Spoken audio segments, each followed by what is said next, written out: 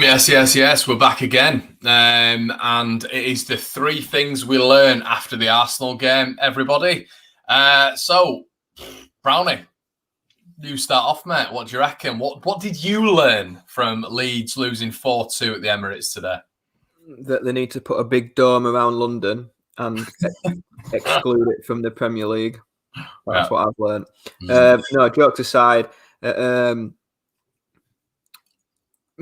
we need a centre midfielder in the summer. Definitely. 100%. When Phillips moves out of that centre defensive midfielder role, we can't just shuffle the whole team around to accommodate.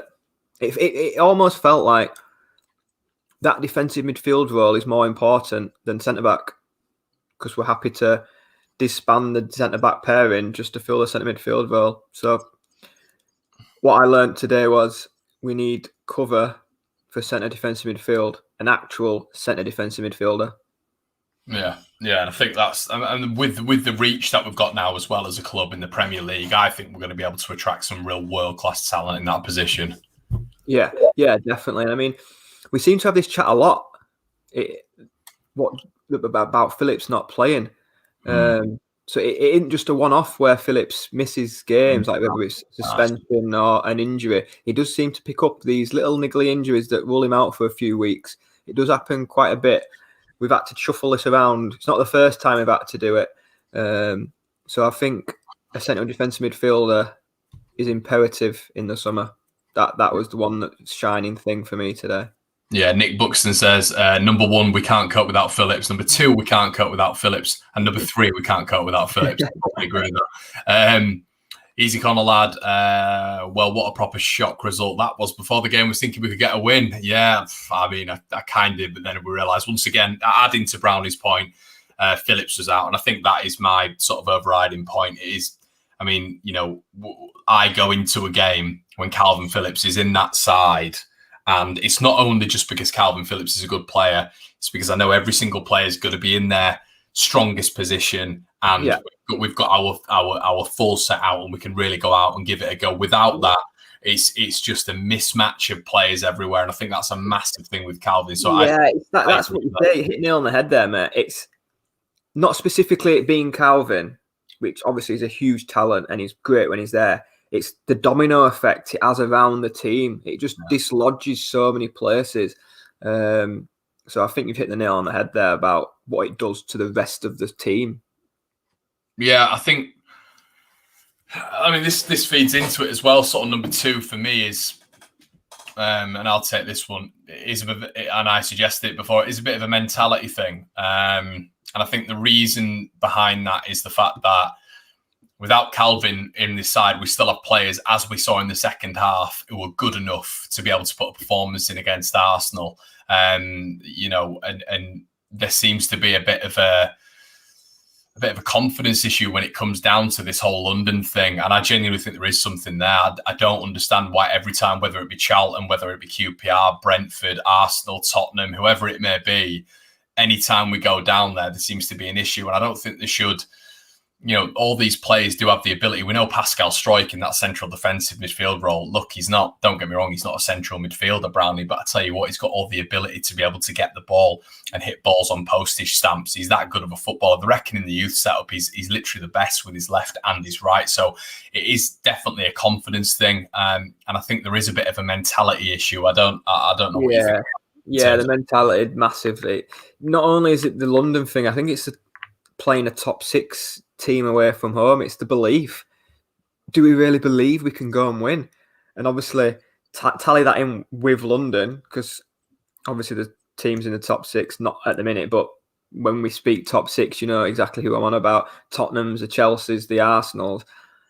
Add that into London. It's just like, do we actually fully believe that we can go and win? Because, I mean, I know we went 1-0 up against Chelsea in the first few minutes, but other than that, again, we didn't. It was another night where we didn't really lay too much of a glove on them, and it's just, Tottenham didn't really get going. Arsenal haven't really got going. Man United game dead and buried by half time. But in the other games, we're bang right at it. It's like in the other games, it feels like, you know, we do deserve to be on this pitch. We can We can mix it with them. Whereas the mentality against the bigger teams, so to speak, it's like, do we fully believe we can go and get a result? It just didn't have that feeling. Do you think that it's automatically when the squad, and listen, we'll never hear this from any of them, and we'll never hear this from Bielsa and any of the press, and I thoroughly respect and understand that. But do you think as soon as they know that Calvin is out of that squad, it's like, oh, God, nah, that's Well, it's not just that either. It's for the player as well. Like Ayling, he won't want to play centre back. No, he don't want to play centre back. He wants to play right back.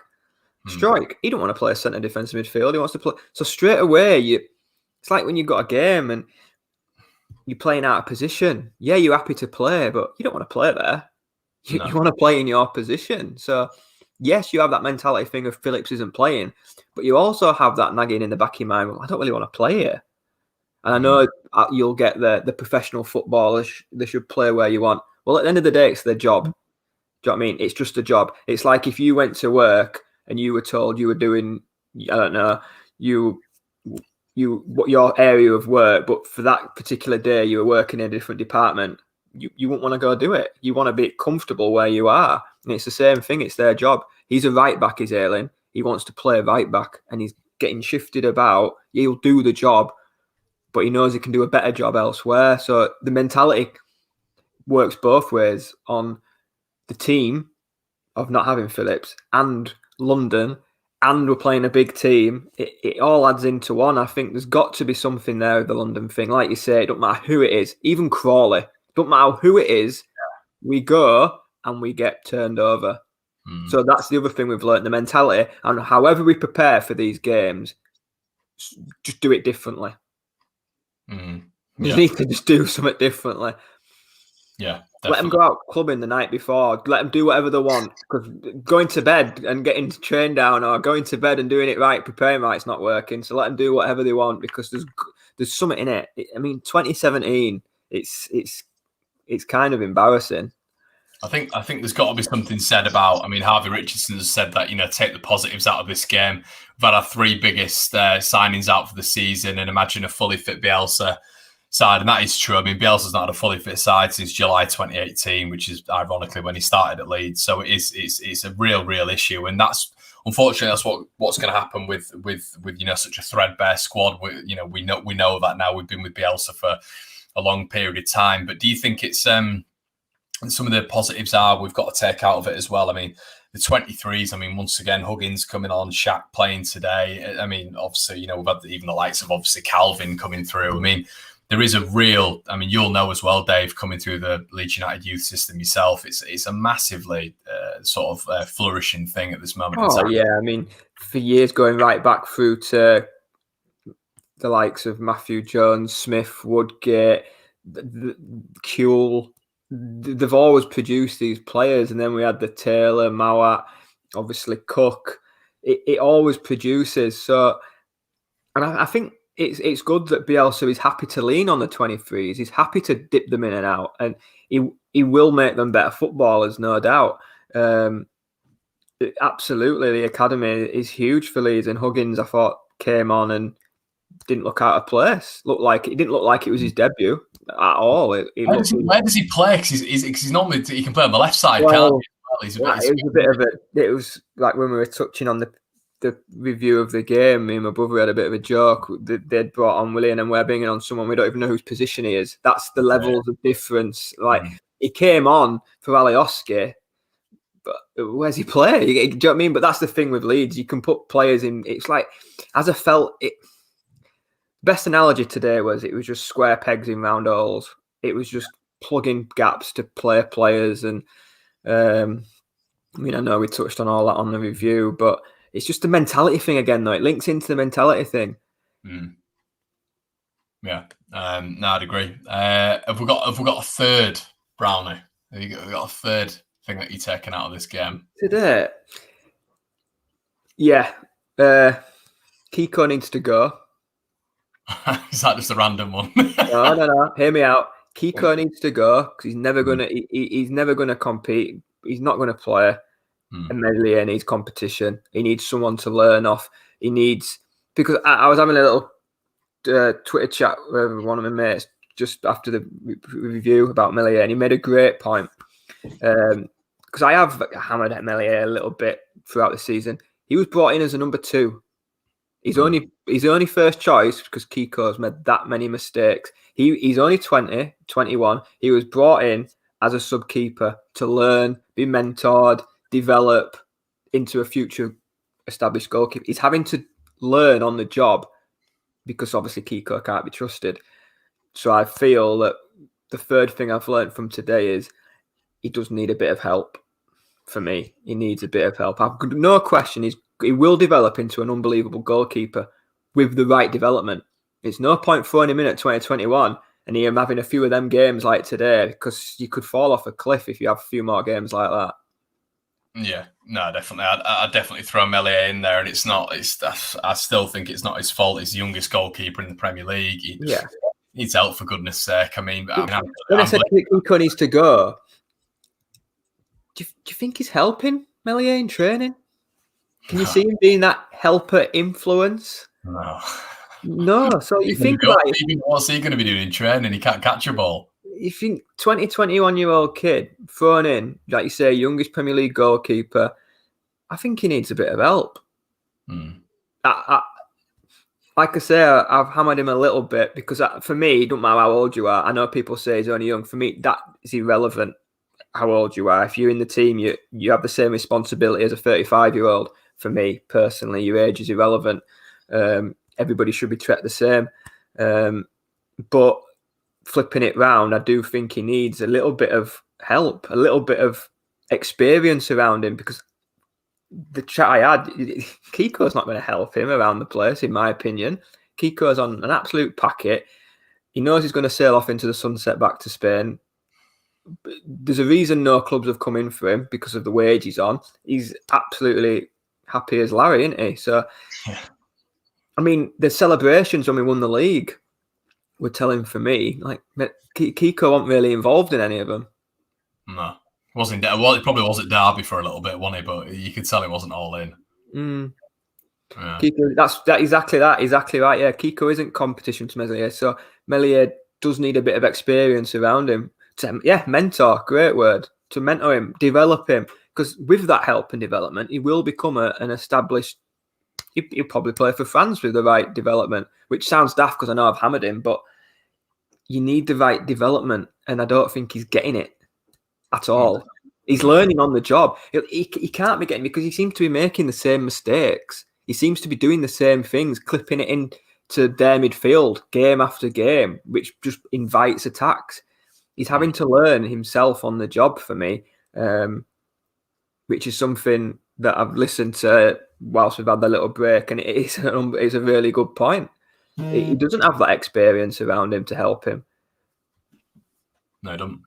I mean, he's got literally nothing around him, has he? I'm sure he's got the goalkeeper coaches, but you can't replicate a real life situation as someone to put their arm around him and say, "Look, Elan, don't worry about this. This is what you need to do differently. In this system, I've worked in this system before. Obviously playing the ball out from the back. It doesn't have to be the Bielsa system. I played the ball out numerous times from the back. I've developed in this system as well. This is what you need to do, A, B, and C." And exactly like that, yeah. Because the keepers, they all have this goalkeeper union where they all look after each other and stuff. It'd have been interesting to see full time. Did Kiko go put an arm around Meslier? Did he help him out? We'll never know what goes on off camera. Or was Kiko chuckling and laughing away, going, you threw one in there, mate? Yeah. It depends what sort. I just think experience. You can never buy experience, and I just don't think Meslier has anybody around him with it prepared to. Even Kiko, he doesn't have an experience in the English game. Let's be right. I know he's 33. I know he's played Champions League and everything, but you see so many players come over to England and can't perform. Look at Havertz. He was ripping it up in the Bundesliga. He wouldn't even get in a championship team this season. Havertz, the way he's performed. Do you know what I mean? So he hasn't got the experience to help him out in the Premier League, because he hasn't. Kiko, has he played in the Premier League himself? No. He hasn't played this season. So Kiko's not even played in the Premier League. So literally, Meslier has nobody around him with Premier League experience. No, he doesn't, mate. No. Arsenal fan reviews. Well played. Only an Arsenal fan can be worried about losing 4-0 when they're 4-0 up. No, mate, that's completely wrong because Leeds fans are the exact same. We could be 7-0 up and we'd still be worried about conceding 7 with 10 minutes to go. Apparently, Stefan says Fulham 2-0 up away at Everton. The great escape, maybe. We need Rodrigo and Llorente back fast. What you I'm thought? going to say something now, and you can clip it. You can use it as a GIF. You can use it as whatever you want. We could all go on holiday, not play another game, and still stay in the Premier League. There you go. What gives you that confidence? I just don't think them three are getting to the points we're on. No, I'd agree with that. There's no probably about it. I'd completely agree. Too much. What were the 10 points behind 17th, let alone us? What is the gap? 17 points? What's left? 15? They have to win 8 games. And then we'd just have to completely capitulate, wouldn't we? Yeah. Which, you know, we're not. I'm not in any. We're not in any relegation battle whatsoever. That's not what this is about. No. 3 things we've learned. Number 4, we're not in a relegation battle. The bonus one for you. But yeah, guys, we're going to leave it there. We've had 20 minutes. You've got probably about an hour and 10 worth of content there. So go check it out. Me and Brownie need to go to bed. Obviously not together. Brownie's in Wakefield, but yeah, if you wouldn't mind smashing a like on the video, guys, put a comment in the section below as well. Let us know what you think, and I will probably be back tomorrow with some additional content. Thanks, guys, and we will speak to you in a bit. Cheers.